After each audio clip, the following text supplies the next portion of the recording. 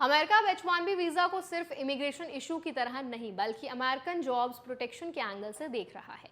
लेकिन जिस स्पीड से रेस्ट्रिक्शंस, फी हाइक्स और टफर सिलेक्शन रूल्स सामने आ रहे हैं, उसी स्पीड से एक दूसरा सवाल भी उठ रहा है।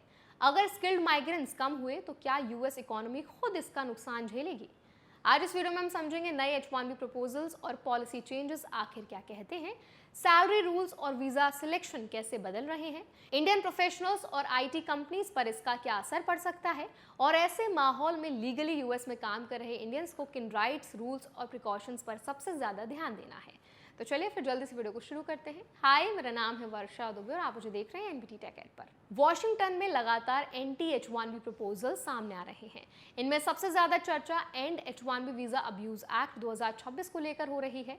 इस बिल में न्यू H1B वीजा पर 3 साल का पॉज लगाने, एनुअल कैप को 65,000 से घटाकर 25,000 करने और मिनिमम सैलरी थ्रेशोल्ड को $2 लाख तक ले जाने का प्रपोजल दिया गया है। इसके साथ ही ऑप्शनल प्रैक्टिकल ट्रेनिंग यानी OPT प्रोग्राम्स खत्म करने और H1B होल्डर्स के ग्रीन कार्ड ट्रांजिशन को रेस्ट्रिक्ट करने की बात भी शामिल है। ये चेंजेस सिर्फ टेम्पररी वर्क वीजा इशू नहीं है बल्कि पूरे स्किल्ड माइग्रेशन इमिग्रेशन पाइपलाइन को अफेक्ट कर सकते हैं, क्योंकि यूएस यूनिवर्सिटीज़ में पढ़ने वाले इंटरनेशनल स्टूडेंट्स का बड़ा हिस्सा आगे OPT और फिर एम्प्लॉयमेंट बेस्ड माइग्रेशन रूट्स का इस्तेमाल करता है। अगर यही पाथवे टफ होता है तो फ्यूचर इंडियन स्टूडेंट्स और प्रोफेशनल्स दोनों के लिए प्लानिंग पहले से ज़्यादा डिफिकल्ट हो सकती है। अब सबसे ज़रूरी बात रूल्स की। कई लोग सोशल मीडिया पर ये मान रहे हैं कि H1B सिस्टम तुरंत बंद हो जाएगा, लेकिन ऐसा नहीं है। अभी ये प्रपोजल और पॉलिसी डायरेक्शंस हैं। कुछ रूल्स एग्जीक्यूटिव एक्शन से आते हैं, जबकि बड़े चेंजेस के लिए फेडरल रूल मेकिंग प्रोसेस और लीगल अप्रूवल्स जरूरी होते हैं। इसी वजह से कोर्ट्स और लीगल चैलेंजेस अभी भी बहुत बड़ा रोल प्ले करते हैं। हाल के महीनों में यूएस एडमिनिस्ट्रेशन ने लॉटरी बेस्ड सिलेक्शन से हटकर वेज बेस्ड और स्किल बेस्ड सिलेक्शन मॉडल की तरफ मूव करना शुरू किया है। इसके साथ ही अब हायर सैलरी ऑफर्स और हायर स्किल्ड एप्लीकेंट्स को प्रेफरेंस देने की कोशिश हो रही है। यानी आने वाले समय में सिर्फ सिलेक्शन नहीं बल्कि ऑफर्ड सैलरी लेवल भी बहुत इंपॉर्टेंट फैक्टर बन सकता है। इसी दौरान वीजा कॉस्ट को लेकर भी प्रेशर बढ़ा है।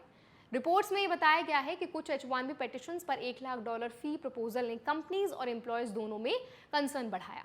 फॉर्मर इन्फोसिस CFO मोहनदास पई ने कहा कि इतनी बड़ी फी फ्रेश एप्लीकेशंस को कम कर सकती है और कंपनीज ऑफशोरिंग बढ़ा सकती है।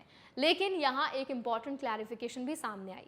व्हाइट हाउस क्लैरिफिकेशन के मुताबिक प्रपोज्ड $1 लाख का चेंज एग्जिस्टिंग वीजा होल्डर्स और रिन्यूअल्स पर अप्लाई नहीं होता, बल्कि मेनली न्यू पेटिशंस पर फोकस था। लेकिन इसीलिए इंडियंस के लिए सबसे ज़रूरी चीज़ पैनिक नहीं बल्कि अपनी एग्जैक्ट कैटेगरी और फाइलिंग सिचुएशन समझना है। इंडियन आईटी कंपनीज पहले से अपनी हायरिंग स्ट्रैटेजी बदल रही हैं। TCS जैसी कंपनीज लोकल हायरिंग बढ़ाने और H1B डिपेंडेंसी कम करने की दिशा में काम कर रही हैं।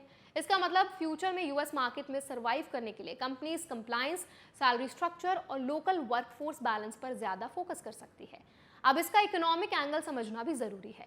कई इकोनॉमिस्ट का मानना है कि स्किल्ड इमिग्रेशन स्लोडाउन से US labour force growth impact हो सकती है।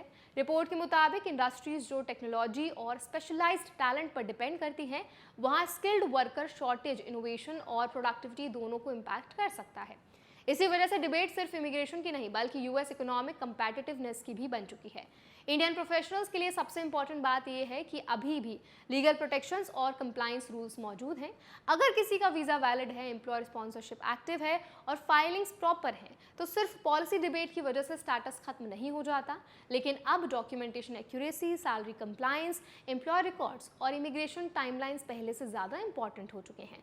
ऐसे माहौल में इंडियंस को सबसे ज़्यादा ध्यान 3 चीज़ों पर देना चाहिए। पहला, हमेशा ऑफिशियल USCIS अपडेट्स और एम्प्लॉयर कम्युनिकेशन पर भरोसा करें, र्यूमर्स पर नहीं। दूसरा, ट्रैवल प्लानिंग और वीज़ा स्टैंपिंग डिसीजंस बिना लेटेस्ट पॉलिसी चेक किए अवॉइड करें। और तीसरा, अपने इमिग्रेशन पेपर वर्क, अप्रूवल्स, पे चेक्स, रिकॉर्ड्स और फाइलिंग रिसीट्स हमेशा अपडेटेड रखें। तो आई होप ये वीडियो आपके लिए हेल्पफुल रहा होगा। अब इस पूरे वीडियो पर आपका फीडबैक क्या है, कमेंट्स में शेयर जरूर करें। ऐसे और अपडेट्स के लिए, वीडियोस के लिए हमारे चैनल NBT Tech Ed को भी जरूर सब्सक्राइब करें।